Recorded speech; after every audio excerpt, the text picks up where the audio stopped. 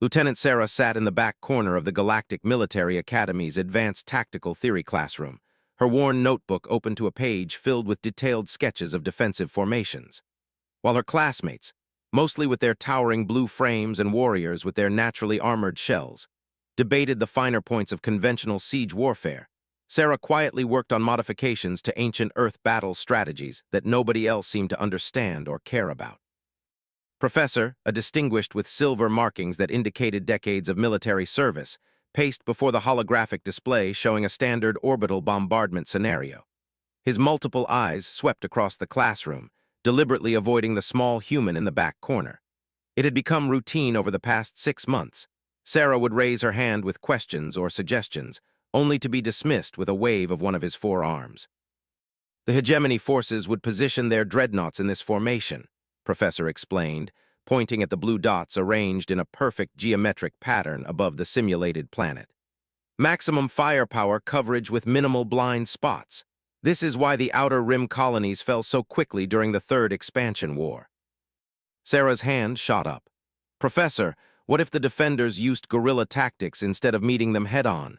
Earth military history shows that asymmetric warfare can be incredibly effective against superior firepower. A few students turned to look at her with barely concealed amusement. The cadet named let out a low, rumbling sound that passed for laughter among his species. Humans and their primitive hit-and-run tactics, he muttered, loud enough for others to hear. No wonder your species took so long to achieve space flight. Professor's expression remained neutral, but Sarah caught the slight twitch of irritation around his primary eyes. Miss, while Earth's military history is interesting from an anthropological perspective, we're discussing modern warfare between advanced civilizations. The scenarios you reference involved relatively primitive technology and limited-scope conflicts. Sarah felt her cheeks burn, but she pressed on.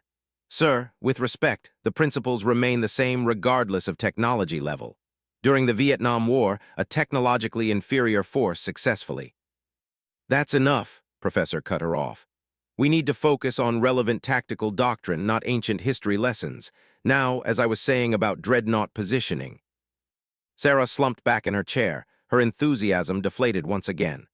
This was the third time this week her contributions had been dismissed. She glanced around the classroom and caught the sympathetic look from Arya, an exchange student whose pale, ethereal features marked her as one of the few non-militaristic species in the academy. Most of the other students either ignored her completely or regarded her with mild disdain.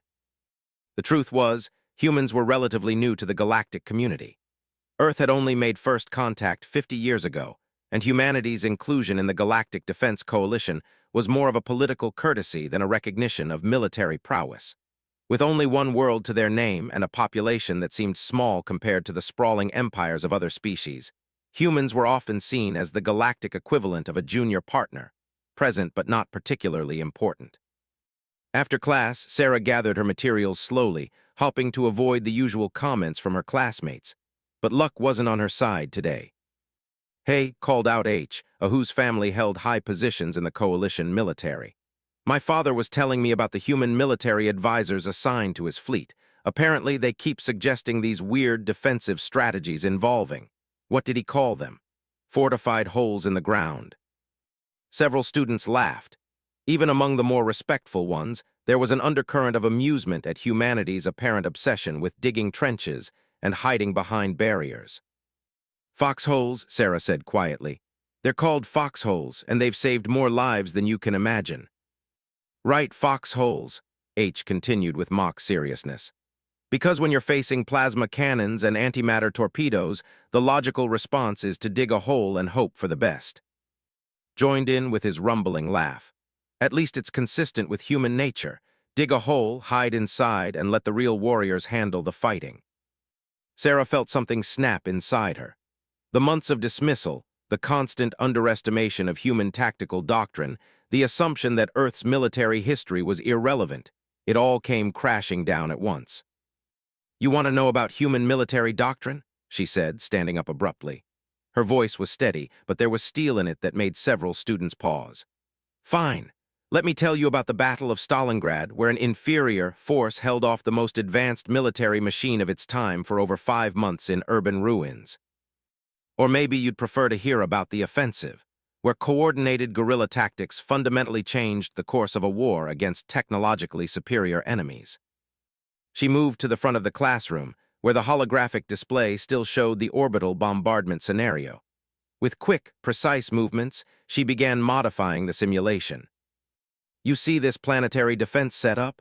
Your standard response would be to position your fleet here, here, and here. She pointed to optimal positions around the planet. Maximum coverage, minimal blind spots, exactly like Professor taught us. Very logical, very efficient. Several students had stopped their conversations to watch. Even and seemed curious about where this was going. But here's what you're missing, Sarah continued, her fingers dancing over the controls with surprising expertise. You're thinking like a conventional military force. You're assuming the enemy will play by the same rules you do. The holographic display transformed. Instead of the neat defensive formations the students were accustomed to, Sarah created a chaotic web of hidden installations, mobile defense platforms disguised as asteroids, and what appeared to be a significant portion of the defending fleet simply missing. This is how humans would defend this system, Sarah explained. First, you let them think they're winning. You give them targets to shoot at dummy installations, sacrificial positions, anything to make them commit to their attack pattern. Meanwhile, your real defenses are here, here, and here. She highlighted positions that seemed random until viewed as a whole. Leaned forward, his armored head tilting in confusion. But those positions offer no overlapping fields of fire. They can't support each other if they're attacked. They're not supposed to support each other during the initial engagement, Sarah replied. They're supposed to survive long enough to spring the trap. Watch. She ran the simulation forward. The attacking force, following conventional doctrine, engaged what appeared to be the main defensive positions. As expected, they began winning decisively. Dreadnoughts advanced to optimal firing positions, fighter screens spread out to prevent flanking maneuvers, and support vessels moved in to begin bombardment of planetary installations. Then Sarah triggered the second phase of the defense. The destroyed installations came back online. They had been powered down, not destroyed. The missing portion of the defending fleet uncloaked from behind the planet's moons, where they had been hiding with minimal energy signatures. And most importantly, the scattered defensive positions suddenly revealed their true purpose. They weren't trying to win a conventional engagement. They were herding the attacking fleet into a carefully prepared kill zone. Asymmetric warfare, Sarah said quietly as the simulation showed the attacking fleet, superior in numbers and firepower, being systematically torn apart by an enemy that refused to fight on their terms. You don't meet strength with strength when you're outmatched. You use their strength against them. The classroom was completely silent now. Even Professor, who had returned to collect some materials he'd forgotten, stood frozen in the doorway. Arya was the first to speak. I've never seen anything like that. The attacking force had every advantage, but they were thinking conventionally, Sarah finished. They assumed their enemies would behave rationally, would try to maximize their defensive advantages, would play by established rules of engagement. Humans learned a long time ago that sometimes the best way to win is to change the rules entirely. Was staring at the display with a mixture of confusion and grudging respect. But the casualties? Your fake installations, your sacrificial positions. You're deliberately accepting losses to achieve tactical advantage. Sarah nodded grimly. Welcome to human military thinking. We've been doing it for thousands of years. Sometimes you have to sacrifice the few to save the many. Sometimes you have to accept that victory requires terrible choices. She paused, looking around the room at her classmates' faces. For the first time since arriving at the academy, she had their full attention. You all come from species that achieved space flight through cooperation, through logical advancement, through building on success. Humans, we clawed our way to the stars through conflict.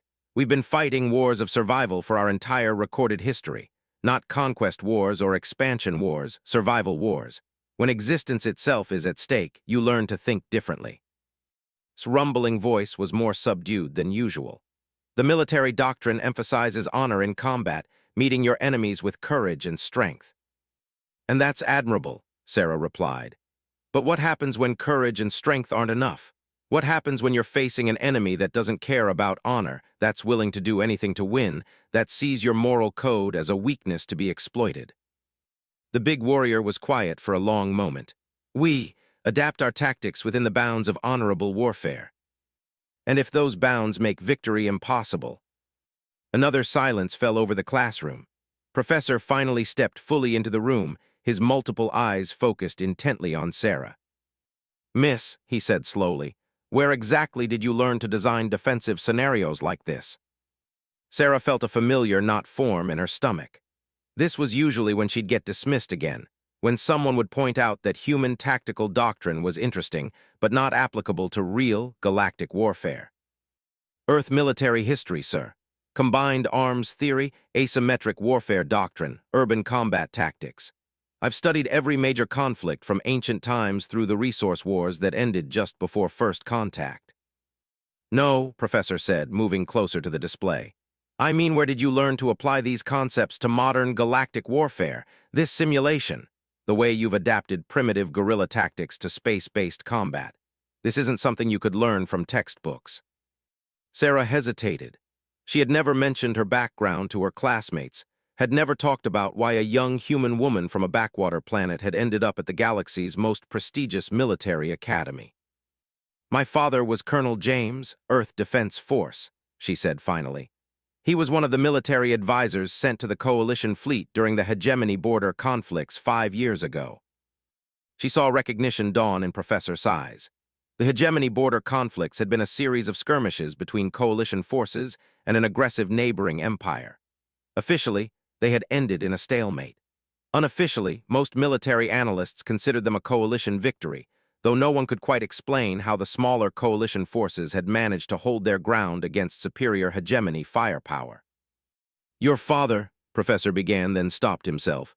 "You've had access to classified tactical reports." "Not officially," Sarah said carefully. "But growing up in a military family means hearing a lot of dinner-table conversations about tactical problems and solutions.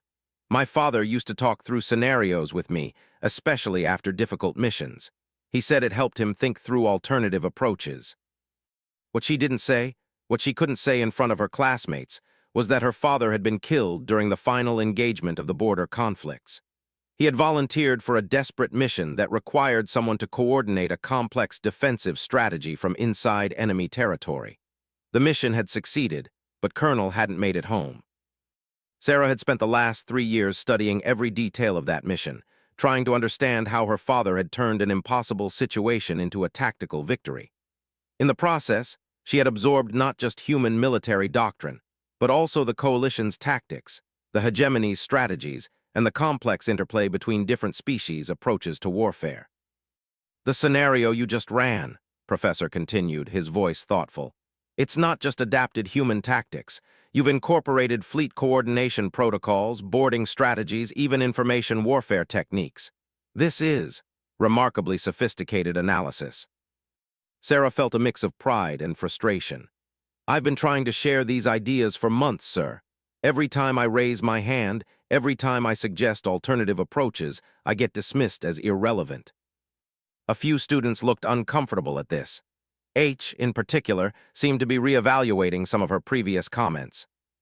Professor was quiet for a long moment, studying the tactical display with obvious interest. "Miss, would you be willing to run through this scenario again? I'd like to understand the decision-making process behind some of these tactical choices." "Of course, sir." For the next hour, Sarah walked through the simulation step by step. She explained how human military history provided examples of successful defensive strategies against superior forces, how those principles could be adapted to modern warfare, and how different species' tactical doctrines could be combined to create something more effective than any single approach. Gradually, the other students began asking questions, not dismissive questions or challenges, but genuine curiosity about tactical alternatives they had never considered, wanted to understand how the sacrificial elements of the strategy could be made less costly in terms of personnel. Arya asked about the psychological warfare aspects of appearing defeated before springing a trap. Even H began engaging with the tactical problems from new angles. By the time they finished, the sun outside had begun to set, casting long shadows through the academy's windows. The cleaning staff had started working in the corridors, and most other classes had long since ended. "This has been illuminating," Professor said finally. Miss, I owe you an apology. I've been so focused on established doctrine that I failed to recognize the value in alternative approaches. Sarah nodded, unsure how to respond. After months of dismissal, this sudden recognition felt almost surreal. Sir, I understand that human tactics seem primitive compared to modern galactic warfare. But the principles behind them, adaptability, thinking outside conventional parameters, using enemy expectations against them, those principles scale up regardless of technology level. Yes, Professor agreed. I'm beginning to see that. Miss, would you be interested in presenting some of your tactical analyses to the Advanced Strategy Committee? We're always looking for fresh perspectives on complex scenarios. Before Sarah could answer, an alarm began sounding throughout the academy. Not the gentle chime that indicated class changes or meal times, but the harsh, urgent wail that meant emergency alert. Professor's expression immediately shifted to one of concern as he activated his personal communicator. After a brief, hushed conversation, his face grew grim. Students, please return to your dormitories immediately and await further instructions, he announced. There's been an incident at the Coalition border stations. As the students filed out of the classroom, talking in worried whispers, Sarah lingered behind. She had learned to read the subtle signs of military tension from her father, and something in Professor's demeanor suggested this was more serious than a simple incident. Professor, she said quietly, what's really happening? He looked at her for a long moment, as if weighing how much to share with a student. Finally, he spoke in a low voice.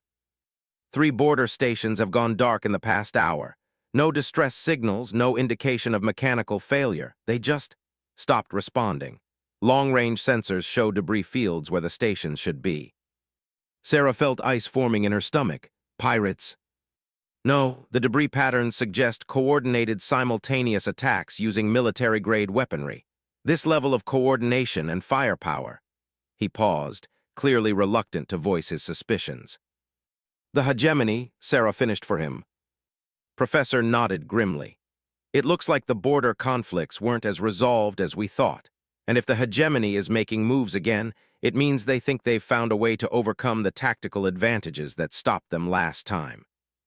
As Sarah made her way back to her dormitory through corridors filled with worried students and grim-faced faculty, she couldn't shake the feeling that the theoretical discussions of the afternoon were about to become very, very real.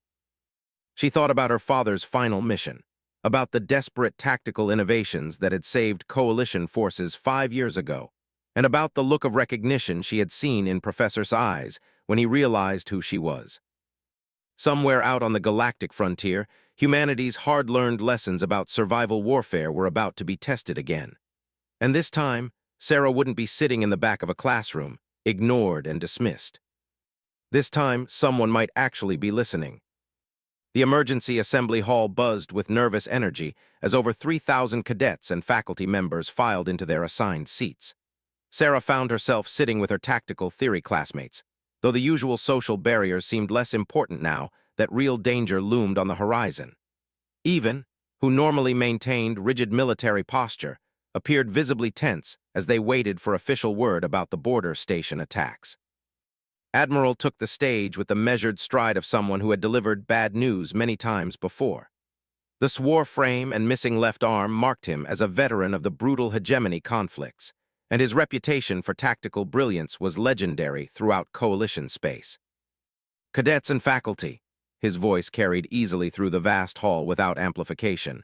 At 14:30 Standard Time today, we lost contact with border stations 7, New Arcturus and Port Salvation. Long-range reconnaissance has confirmed that all 3 installations have been completely destroyed. A wave of shocked murmurs rippled through the assembly. Sarah noticed that the faculty members looked more grim than surprised. They had already been briefed on the situation. Based on debris analysis and tactical assessment of the attack patterns, we have confirmed that these strikes were carried out by hegemony forces using advanced stealth technology and coordinated assault tactics. This represents a significant escalation from the skirmishes we experienced 5 years ago. Admiral activated a holographic display that showed the strategic layout of coalition border space. 3 red zones marked the destroyed stations, and Sarah immediately recognized the tactical significance of their positions. The destroyed stations formed a critical early warning triangle that protected the approaches to the trade routes and the outer colonies. Without them, hegemony forces could penetrate deep into coalition space before we could mount an effective response. Arya leaned over to whisper, "This is really bad, isn't it?" Sarah nodded, her mind already working through the implications. The three stations hadn't just been destroyed. They had been specifically chosen to create a gap in coalition defenses that could be exploited for a major offensive. Admiral continued, "Effective immediately, the Academy is shifting to wartime protocols. All final-year cadets will be assigned to active duty positions with the emergency fleet. Advanced students will serve as tactical assistants and communications officers. Faculty with combat experience will return to active service." The hall erupted in a mixture of excitement and fear. Many of the cadets had joined the academy hopping for military careers, but the reality of actual combat was far different from classroom simulations. "I won't lie to you," Admiral's voice cut through the noise. "The hegemony has clearly spent the last 5 years developing new tactics and technologies specifically designed to counter our previous defensive successes. They wouldn't have moved unless they believed they could achieve decisive victory this time."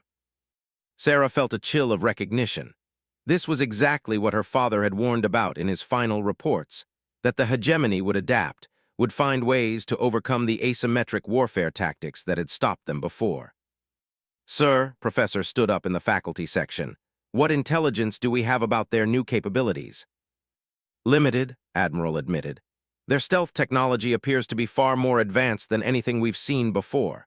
The stations had full sensor arrays and experienced crews, but they detected nothing until the attacks were all ready. Whatever the hegemony has developed, it's allowed them to achieve complete tactical surprise." Sarah raised her hand. It was a breach of protocol to speak during an official briefing, but something was nagging at her about the tactical picture. Admiral noticed her gesture and paused. "Yes, Cadet." "Sir, Sarah, sir, you said the attacks achieved complete tactical surprise, but the timing seems deliberate. All 3 stations destroyed simultaneously, but they're spread across a wide area of space. That suggests either multiple attack groups operating with precise coordination, or—" She hesitated. What she was thinking sounded paranoid, but the tactical patterns reminded her of something from human military history. "Or what, Cadet?" "Or they've been watching us for much longer than we realized, sir. The timing and coordination suggest they had detailed intelligence about shift changes, patrol schedules, defensive protocols. This wasn't just an attack. It was an intelligence operation followed by surgical strikes." Admiral's expression grew more serious. "Continue." "During Earth's Second World War, there was an intelligence operation called the Double Cross System. The idea was to feed false information to enemies while simultaneously gathering detailed intelligence about their capabilities and intentions. If the hegemony has been running something similar." Sarah moved to the tactical display, her earlier nervousness forgotten as the puzzle pieces began falling into place in her mind. "Sir, may I?" She gestured to the holographic controls. After a moment's hesitation, Admiral nodded. Sarah quickly pulled up the tactical data from the destroyed stations. "Look at the attack vectors. Station 7 was hit from the galactic north, New Arcturus from the east, Port Salvation from the southwest.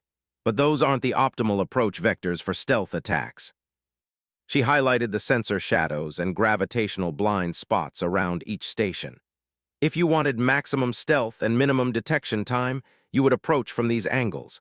The hegemony deliberately chose more difficult attack vectors." "Why would they make things harder for themselves?" H called out from the student section. "Because they weren't just trying to destroy the stations," Sarah replied. "They were testing our response times, our communication protocols, our emergency procedures. They wanted to see exactly how we react to a crisis." The implications hit the room like a physical blow. If Sarah was right, the destruction of the border stations wasn't the beginning of the hegemony offensive. It was reconnaissance for something much larger. Admiral was studying the tactical display intently. "Cadet, this analysis? It's quite sophisticated. Where did you develop expertise in intelligence operations?" "Human military history, sir. We've had to deal with technologically superior enemies many times throughout our history." Intelligence, warfare, and psychological operations are fundamental parts of human tactical doctrine. And you believe the hegemony has adapted these concepts? Sarah nodded. Sir, 5 years ago they were defeated by tactics they didn't understand. They've had time to study our methods, to figure out how we think, how we respond to threats. If they're smart, and everything suggests they are, they've been preparing for a rematch this entire time. Professor stood up again. Admiral, if Cadet's assessment is correct, then we're not just facing a military assault.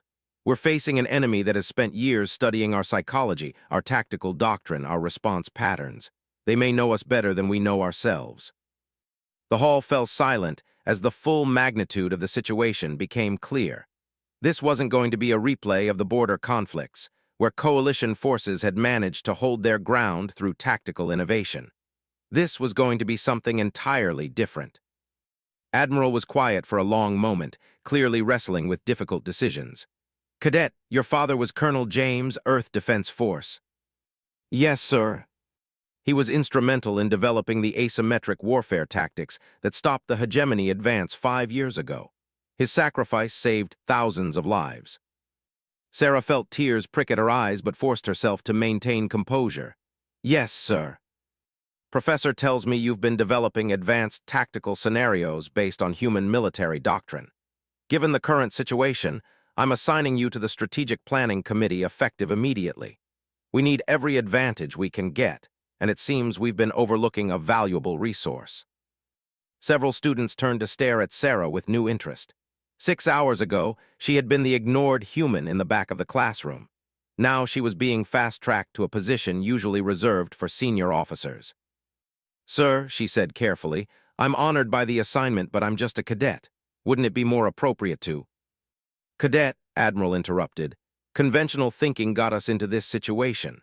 The hegemony has spent 5 years preparing to counter our conventional responses. If we're going to survive what's coming, we need to think outside conventional parameters. He turned to address the entire assembly. The emergency fleet will be ready for deployment in 72 hours. All assignments will be posted within the next 6 hours. Dismissed. As the hall emptied, Sarah found herself surrounded by classmates who had barely acknowledged her existence that morning. Sarah, Arya said, her pale features showing obvious concern. Are you really sure about this intelligence operation theory? Because if you're right, then we're in serious trouble, Sarah finished. The hegemony won't just know our standard tactics, they'll know how we deviate from standard tactics. They'll be prepared for our adaptations. His rumbling voice was uncharacteristically subdued. In military tradition, we have a saying, the warrior who knows only his own strength fights half-blind. Perhaps we have been half-blind about human tactical contributions. It was as close to an apology as Sarah was likely to get from the proud warrior, and she appreciated it. Your people have incredible combat instincts and natural tactical abilities. The problem isn't that anyone's approach is wrong. It's that we've all been thinking in isolation.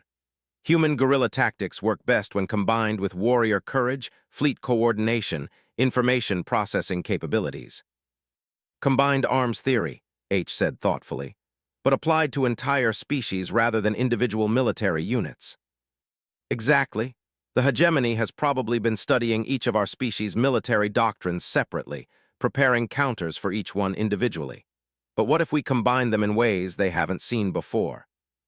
As they walked through the corridors toward their dormitories, Sarah's mind was already working on tactical problems.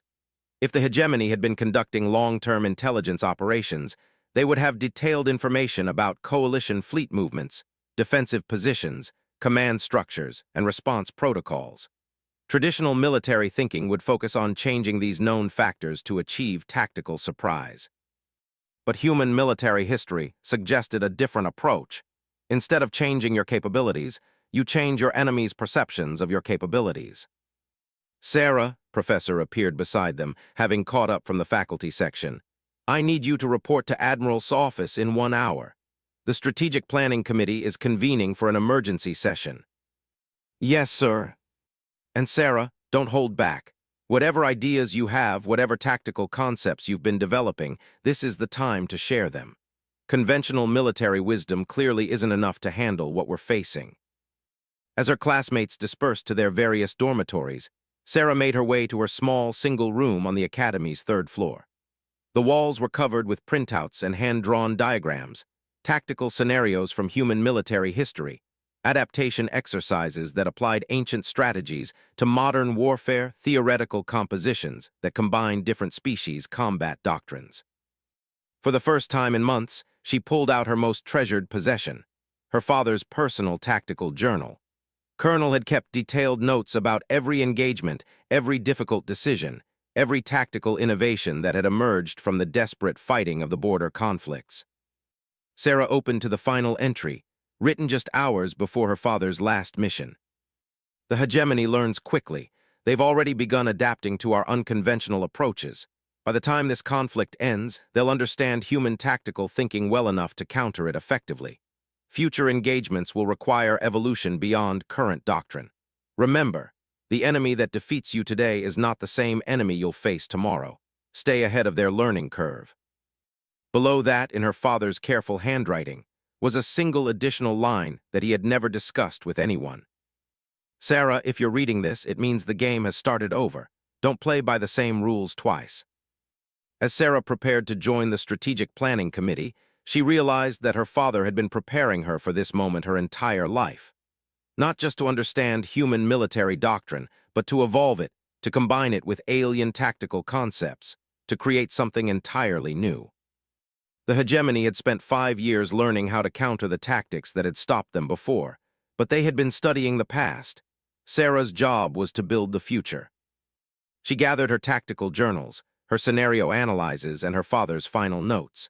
In 1 hour, she would walk into a room full of senior military officers and try to convince them that the key to survival lay not in bigger ships or better weapons, but in thinking like humans, adaptable, unpredictable, and absolutely refusing to fight fair. Outside her window, she could see the emergency fleet beginning to form up in the Academy's orbital docks. Massive dreadnoughts and sleek destroyers maneuvered into formation, their hulls bristling with weapons designed for conventional space warfare. It was an impressive sight, but Sarah knew it wouldn't be enough. The hegemony had seen all of this before. They knew how coalition forces fought, how they thought, how they responded to threats.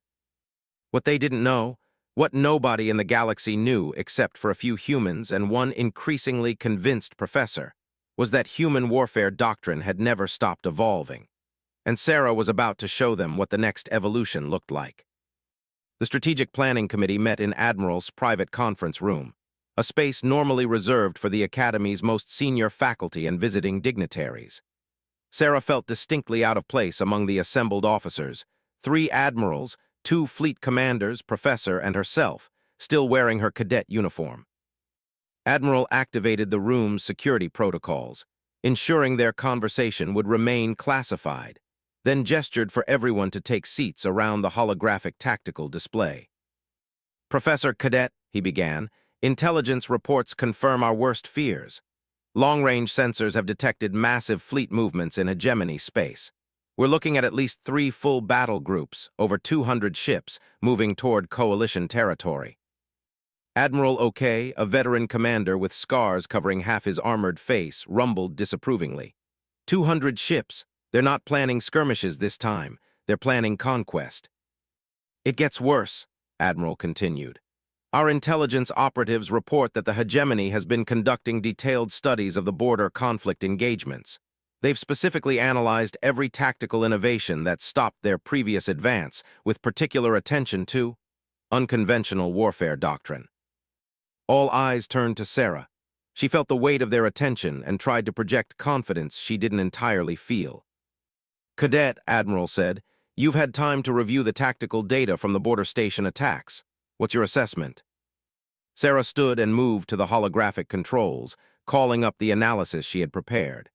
"Sirs, the border station attacks were definitely reconnaissance missions disguised as strategic strikes, but there's something else we need to consider." She overlaid the attack vectors with known hegemony patrol routes and historical engagement patterns. The hegemony didn't just test our response times and communication protocols. They tested our tactical thinking under pressure. Look at how we redeployed our forces after the attacks. The display showed coalition fleet movements in the hours following the station destructions. Ships had been repositioned to cover the gaps in their early warning network. Reserves had been moved to strengthen weak points, and patrol schedules had been adjusted to account for the new threat assessment. Standard defensive doctrine, Admiral O'Kay observed. Logical, efficient, militarily sound. And completely predictable, Sarah replied. Sir, with respect, the hegemony has been studying us for 5 years. They knew exactly how we would respond to these attacks. They've probably run simulations based on our tactical doctrine thousands of times. Fleet Commander Ra, whose pale features showed obvious concern, leaned forward. Are you suggesting that our defensive preparations are playing into their hands? I'm suggesting that our defensive preparations are exactly what they wanted us to do. They've maneuvered us into a conventional defensive posture because they've developed tactics specifically designed to counter conventional defenses. Sarah manipulated the display to show the broader strategic picture. But there's an opportunity here. They've spent 5 years preparing to fight the coalition as it existed during the border conflicts. They're expecting us to use the same tactical innovations that stopped them before, just with improvements and refinements. What are you proposing? Admiral asked. Sarah took a deep breath. This was the moment where her months of theoretical work would either prove valuable or mark her as a naive idealist. We don't improve our existing tactics, she said. We abandon them entirely. We become something the hegemony has never seen before. The room fell silent. Admiral O'Kay's features showed obvious skepticism. Cadet, our tactical doctrine has been developed over decades by the finest military minds in coalition space. You're suggesting we throw all of that away based on what? Human warfare theory. No, sir. I'm suggesting we evolve beyond it based on human adaptability principles combined with the unique capabilities of every coalition species. Sarah activated a new simulation she had spent the last hour preparing. Instead of the familiar patterns of fleet engagements and defensive formations, the display showed something that looked like controlled chaos. Traditional coalition doctrine emphasizes coordination, mutual support, and maximizing the effectiveness of superior technology. It's elegant, efficient, and logical. The hegemony has learned to counter all of those strengths. She highlighted different elements of the simulation. Human military history teaches us that when your enemy has adapted to counter your strengths, you don't try to strengthen those same areas. You change the nature of the conflict entirely. How? Professor asked. He had been quiet throughout the meeting, but Sarah could see intense interest in his multiple eyes. We stop fighting like a unified coalition force. We start fighting like independent cells using coordination protocols the hegemony has never seen. Sarah's simulation showed coalition forces breaking apart into small, mixed-species units that operated with apparent independence. Fleet coordination was used not to control massive formations, but to enable dozens of small units to work together without direct communication. Warrior tactics were applied not to boarding actions, but to hit-and-run strikes against supply lines. Information processing was used not for traditional intelligence analysis, but for coordinated deception operations. This is, Admiral O'Kay paused, clearly struggling with concepts that violated everything he understood about proper military organization. This is madness. Small units can't achieve strategic objectives against major fleet operations. They can if they're not trying to achieve strategic objectives through direct confrontation, Sarah replied. Sir, what if our goal isn't to defeat their battle groups in fleet engagements?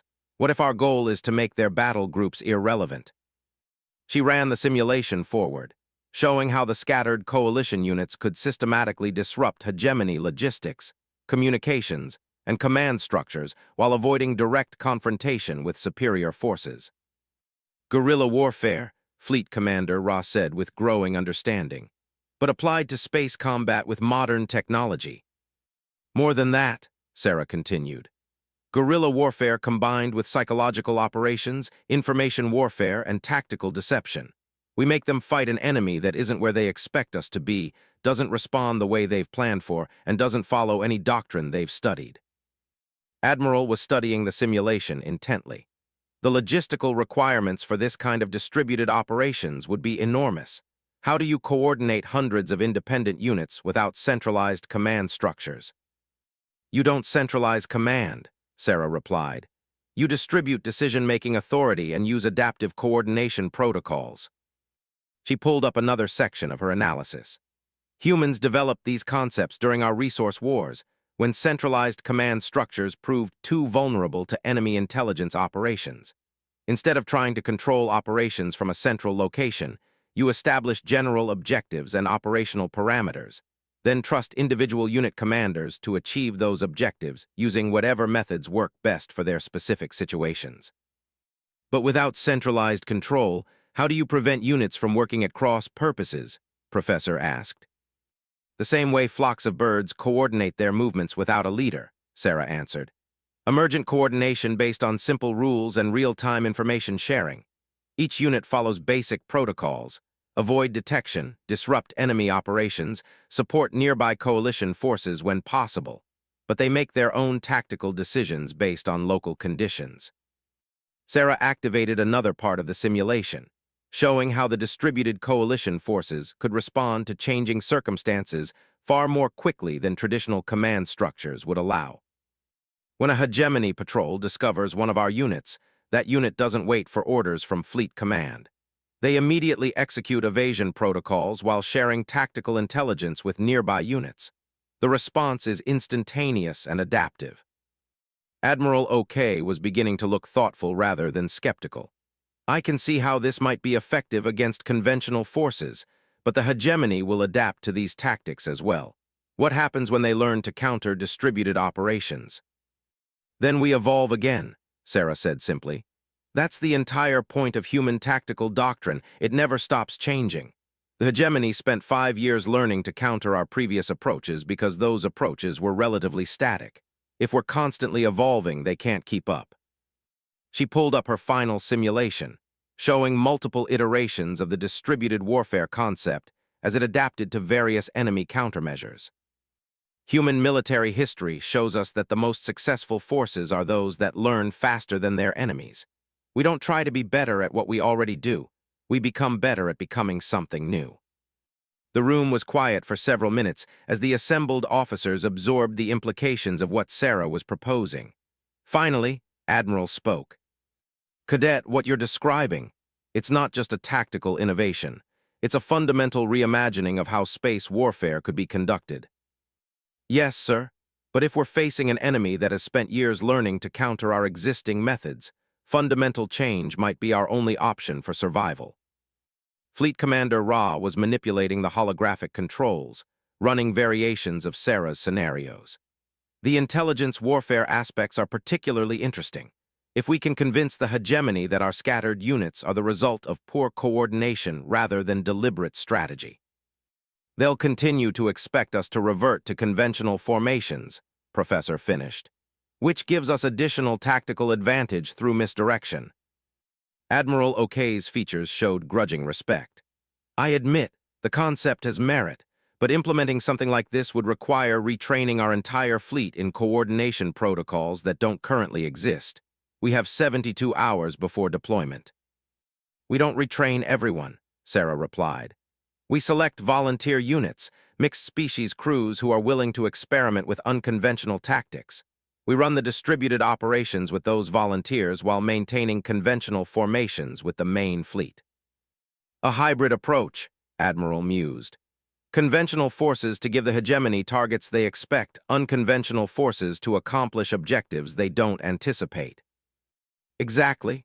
The conventional fleet becomes part of the deception operation. The hegemony will focus on countering what they can see and understand, while our distributed units work on objectives that aren't apparent until it's too late. Sarah pulled up one final display, showing how the two approaches could work together. The conventional fleet engages the hegemony battle groups directly, drawing their attention and forcing them to commit to specific tactical responses. Meanwhile, the distributed units systematically eliminate their logistics infrastructure, communication networks, and command facilities. By the time the hegemony realizes what's happening, Professor observed, their battle groups will be powerful but isolated, cut off from support and unable to coordinate effectively. Admiral was nodding slowly. It's audacious, it's risky, it violates most of what we consider sound military doctrine. He paused, looking directly at Sarah. It might also be exactly what we need. He activated his personal communicator. All department heads, report to Conference Room Alpha immediately. We have 70 hours to implement a new tactical doctrine. As the meeting broke up and additional officers began arriving for the expanded briefing, Sarah found herself standing next to Admiral OK. The massive warrior looked down at her with an expression that might have been approval. "Cadet," he rumbled quietly, "in tradition, we have great respect for warriors who can adapt their thinking to meet new challenges. Your father would be proud." Before Sarah could respond, he had moved away to begin discussing implementation details with the other senior officers. Professor approached her with a slight smile. "Sarah, 6 months ago you were sitting in the back of my classroom, ignored by your classmates and dismissed by your instructors. Today, you've potentially changed the entire course of galactic warfare." "Sir, I just applied principles that humans have been using for thousands of years." "No," Professor said seriously. "You did something much more important. You took the best ideas from multiple species and created something entirely new. That's not just tactical innovation, that's evolution in action."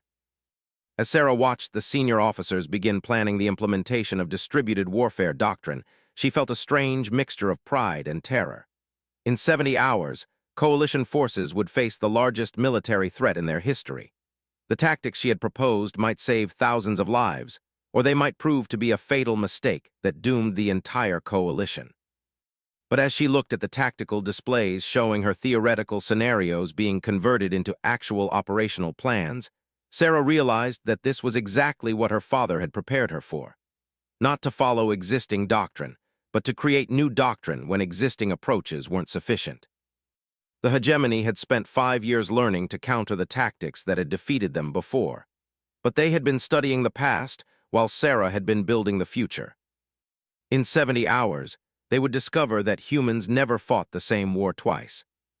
3 days later, as coalition forces engaged the hegemony invasion fleet using tactics that no military academy had ever taught, Admiral would send a personal message to Sarah's former classmates, who were scattered across dozens of ships in the distributed operations network.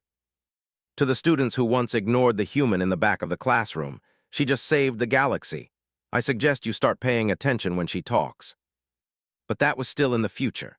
For now, Sarah, no longer ignored, no longer dismissed, stood in a room full of senior military officers who were hanging on her every word as she explained exactly how humanity's gift for adaptable warfare could save them all.